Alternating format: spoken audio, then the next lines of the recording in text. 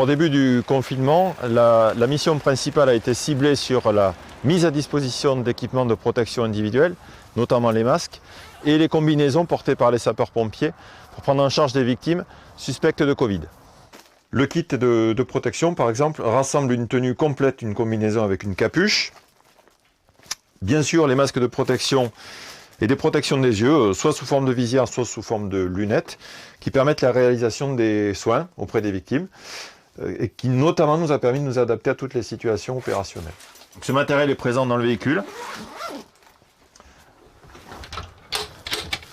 toujours à portée de main de nos équipages.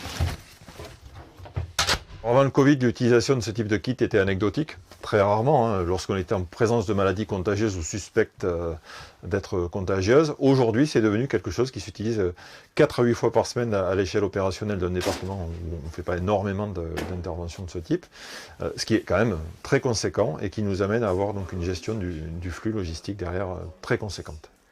Concernant le réarmement au niveau du centre, tu as rajouté combien de masques chirurgicaux ? Alors j'en ai rajouté 35 en tout. Ouais. Du coup, Malo, je viens d'avoir le colis au téléphone. On part pour une suspicion à la Covid-19. Donc tu t'équipes, ok? Ça marche.